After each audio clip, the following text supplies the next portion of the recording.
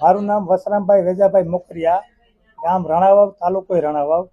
11/11 રોજ મારો દીકરો હિરેન, નાનો દીકરો, એ પોતે જોબ ઉપર પોરબંદરમાં યસ બેંકમાં આસિસ્ટન્ટ મેનેજર છે। એ મોટરસાઇકલ લઈ અને ઘરેથી નીકળ્યો, રાણાવાવ બાયપાસમાં પીગ્યા। 11/11 એક સિગ્મા સ્કૂલની બસ પૂર ઝડપે જતી હતી અને એને મારા દીકરાને જાહેર રસ્તા પર બસે બ્રેક કરી અને મારા દીકરાને ભેળવી લીધો। મારો દીકરો એમાં મતલબ ભેળવાઈ ગયો, અકસ્માત થઈ ગયો। જે તે સમયે અમે ટૂંકી સારવાર લેવા માટે પોરબંદર ગયા। પોરબંદરમાં સામાન્ય નાની સારવાર લઈ અને ત્યાંથી અમે પરભારા એક એવી એમ્બ્યુલન્સ લઈને નસીબ લઈ ગયા, અમે અડધી કલાકમાં અહીં પહોંચ્યા।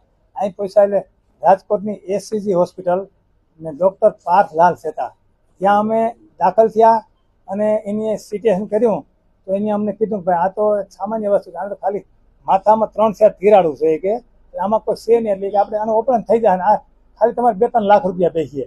એ દરમિયાન એને મારા દીકરાને 12-12 વાગ્યાની વાત, આજે 9:30 વાગ્યા સુધી એક જ જગ્યાએ એમાં જે એને ઇમરજન્સી રૂમ છે ત્યાં રાખી દીધો। અહીંથી બ્લડિંગ ચાલુ હતું। પછી અમે 7 વાગે રિક્વેસ્ટ કરી, સાહેબ આ તમે આવી રીતનું રાખી દો, અમે માંથી પોરબંદર એટલી સ્પીડમાં એનો તો કંઈ મતલબ નહીં। એટલે એને રાતે 10 વાગે ઓપરેશન કર્યું। ઓપરેશન કરી અને અમે 6-7 દી ICUમાં રહ્યા। ICUમાંથી એને અમે જનરલમાં શિફ્ટ કર્યા। મારા દીકરાને બેંકમાં નોકરી કરતો હતો એટલે કેશલેટ આપણે કે જે એનો વીમાનું પોતે વીમા કંપનીનું કવચ હતું ને એ અમે રજૂ કર્યું। એટલે અમારે જે 6 દીમાં 3 લાખ રૂપિયા 4 લાખ રૂપિયા અમારું એમાંથી પૈસા કપાણા। પછી આ લાલ શેતાનને આનું મેનેજમેન્ટ એને કેવું થયું કે આની પાસે આવડી વીમા પોલિસી છે તો આપણે વીમા પોલિસી ખાઈ જાવી, એટલે એની જનરલમાં અમને 2 દી મોકલી અને પાછું એક એવું ઇન્સન માર્યું છે, ઇન્સનમાં એની ભૂલ છે। એટલે મારા દીકરાને એમાંથી નેમોનિયા તાવ થયો। નેમોનિયા તાવ થયો, ખતરનાક નેમોનિયા, એનાથી વર્યો નહીં, એટલે દહક દી સુધી એને તાવનો પ્રોબ્લેમ રહ્યો। પછી એને અમુક એન્ટીબાયોટિક અમે એવા ગંભીર બધા એવા ઇન્સન માર્યા। 15 દી પછી પાછું કેવું થયું કે મારા દીકરાને બીજી ફરે પાણી ભરાઈ ગયું। એટલે પછી પાણી ભરી ગયું, પોતે તો આવીને એને પોતાના લાલ શેતાનને તો એમ ખબર જ નથી કે પાણી ભરી, બીજા ડૉક્ટરને એક વિઝિટ કરાવતા એની આવીને કીધું કે હિરેનભાઈ મુવમેન્ટ નથી આપતો, તો પાછું રાતે ચેક કર્યું ને તો હિરેનભાઈને પાણી ભરાઈ ગયું। એટલે બીજી મતલબ એને બીજું ઓપરેશન કર્યું। એ થઈ ગયા પછી ધીમે ધીમે પાછો હિરેનભાઈ ભાનમાં આવતો હતો। જે તે સમયે ICUમાં હોય તો એને આખી બોડી ચેક કરવાનો એનો અધિકાર છે, SCG વાળાનો કહેવાય કે પાર્થલાલ અહીં થોડુંક લાગેલું હતું સામાન્ય। અમે કીધું કે તમે શરીર આખું જોઈજો, અહીં એક હિંસક લાગેલું હતું। એ મને શનિવારે એને કીધું કે હિંસક છે, ખાલી સામાન્ય શેકો મારવો। એ શનિ, રવિ, સોમ ને મંગળવારે એને અહીં કર્યું પોતે ઓપરેશન, તો 5 ઇંચ આમ 5 ઇંચ આમ એવડો મોટો શેકો મારી દીધો, એ કાઢી લીધું। એનો વિષયનું તો સતાઈને કાઢી લીધું, એ થઈ ગયું। એને પૈસા સારું થઈ ને 5 દી સારું 5 દી મળું, પાછા એમ કરતા પાછા વળી 8-10 દી થયા તો એને પાછો 28 તારીખે પાછો કેવું થયું કે ICUની અંદર દાખલ છે। હવે ICUની અંદર દાખલ એટલે આપણે ICUની અંદર દાખલ હોય તો એની જવાબદારી આવી જાય ને, આપણે આગળ કોઈ વસ્તુ છે કે આપણે અંદરમાં હોય, એની અંદરમાં તો એને 69 mm નું હેમરેજ પાછું થયું। પાછો વળી કે આ તો કે પાછો હોય કે કોમો મળી ગયો, 69 mm નું હેમરેજ થયું।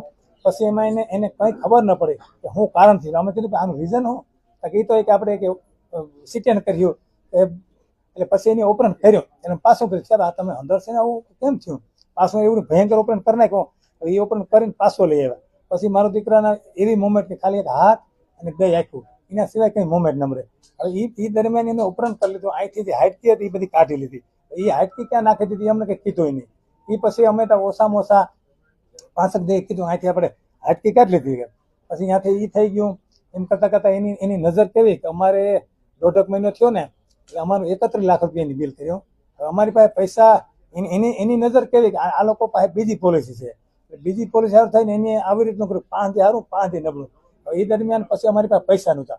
પૈસામાં એક દિવસ એને એવું કર્યું કે મારા એને 90,000 કાયમનું 65,000 રૂપિયા તો બિલ એમ ભરતા હતા, એક દી 90,000 નું બિલ કર્યું। મારા દીકરો બાપા આ તો 90,000 નું બિલ આવ્યું।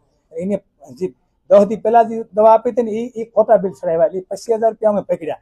એટલે અમે CO ની વાત કરી, ભાઈ આ પૈસા પકડા તમારા। એટલે CO એક એવો મેસેજ એને બધા રિલેટિવ ફરતો કર્યો કે હાલો તમે કે 10,000 રૂપિયા લખો કે તમે 25,000 લખો તો જે દર્દી છે વર્તી જાય। એ થયું। પછી એને કેવું થયું, એને એવું કીધું ભાઈ આ લોકો 10 લાખ પાછળ છે, કાલે મોકરિયાના હગા પાસે આપણે 5 લાખ રૂપિયા લેવાના છે।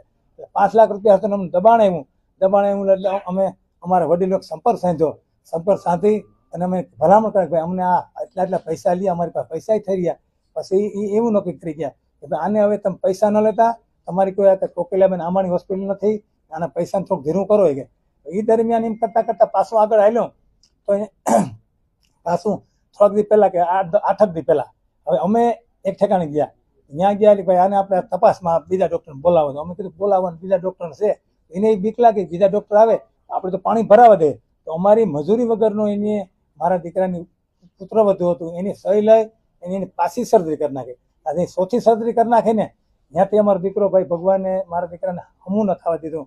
અને આ એસસીજી હોસ્પિટલ એટલે ખરેખર હું તો સરકારને કહું હાથ જોડીને કે મેં તો મારો 6 વર્ષનો દીકરો ગુમાવ્યો, મેં એને કેમ ભણાવ્યો, કેમ નોકરીમાં લગાડ્યો. તો અમે આ કઈ મીડિયાનો સહારો અને અમે એની એફઆઈઆર દાખલ કરી કે હવે મારો દીકરો તો મેં ગુમાવ્યો, આ જગ્યાએ કોઈ બીજાનો દીકરો બીજાના દીકરાનો ભોગ ન બને.